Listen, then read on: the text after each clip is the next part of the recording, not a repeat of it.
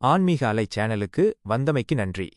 நாளென் செய்யும் வினைதான் என் செய்யும், என்னை நாடி வந்த கோளென் செய்யும் கொடுங்கூற்றுத்தான் என் செய்யும் என்று அருணகிரிநாதர் பாடிய வரிகளுக்கு இலக்கணமாக திகழ்பவர் நம் தமிழ்க்கடவுள் முருகப்பெருமான்.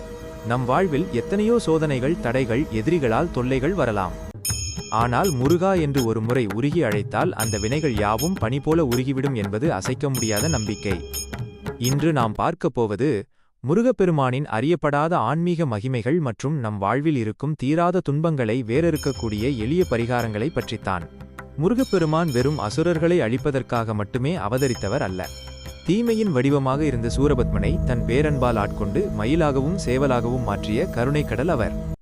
சிவபெருமானின் நெற்றிக்கண்ணிலிருந்து வெளிப்பட்ட 6 சுடர்கள் சரவணப் பொய்கையில் 6 குழந்தைகளாக உதித்து கார்த்திகை பெண்களால் வளர்க்கப்பட்டு அன்னை பார்வதியால் சக்திவேல் கொண்டு ஒன்றிணைக்கப்பட்டவரே நம் கந்தபெருமான். அவருடைய 6 முகங்களும் 6 தத்துவங்களை குறிக்கின்றன. 1. ஒரு முகம் உலகை இருள் நீக்கி ஒளியூட்டுகிறது. 2. ஒரு முகம் பக்தர்களின் குறைகளை கேட்டு அருள் புரிகிறது. 3. ஒரு முகம் தியாகங்களையும் ஆன்மீக கிரியைகளையும் காக்கிறது.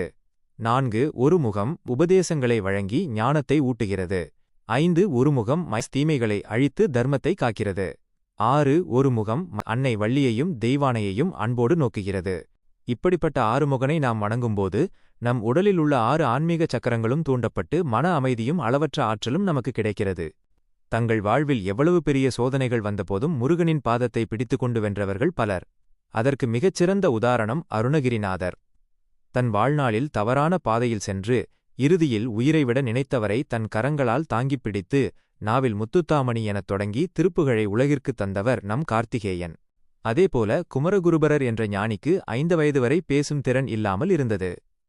திருச்செந்தூர் செந்திலாண்டவன் சன்னதியில் அழுது உருகி நின்றபோது முருகப்பெருமான் தன் வேலால் அவர் நாவில் பிரணவ மந்திரத்தை எழுத அடுத்த கணமே அவரிடமிருந்து கந்தர் கலிவெண்பா என்ற அமுதம் போன்ற பாடல் வெளிப்பட்டது.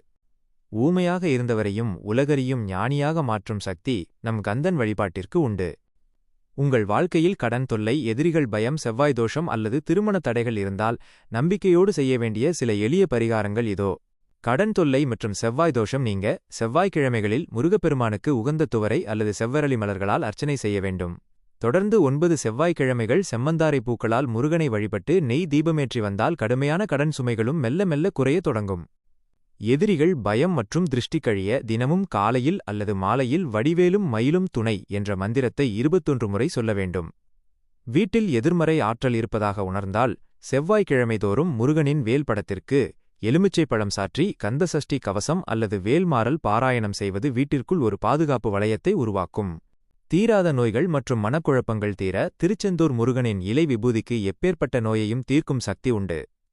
நாள்பட்ட உடல்நலக் குறைபாடுகளால் அவதிப்படுபவர்கள் தினமும் சிறிதளவு திருச்செந்தூர் விபூதியை நெற்றியில் இட்டுக்கொண்டு ஓம் சரவணபவ என்ற 6 எழுத்து மந்திரத்தை தியானித்து வந்தால் உடல் நலமும் மனநலமும் சீராகும். அன்பான ஆன்மீக பெருமக்களே, முருக வழிபாடு என்பது வெறும் சடங்கு அல்ல, அது ஒரு பேரானந்த அனுபவம். உங்கள் நெஞ்சில் தூய்மையான அன்பும் கலங்காத நம்பிக்கையும் இருந்தால் போதும், அந்த முத்தமிழ் கடவுள் தன் கையில் இருக்கும் வேலினை ஏந்தி உங்களை காக்க ஓடோடி வருவார். உங்களுடைய வாழ்க்கையிலும் முருகன் நிகழ்த்திய அற்புதங்கள் ஏதேனும் இருந்தால்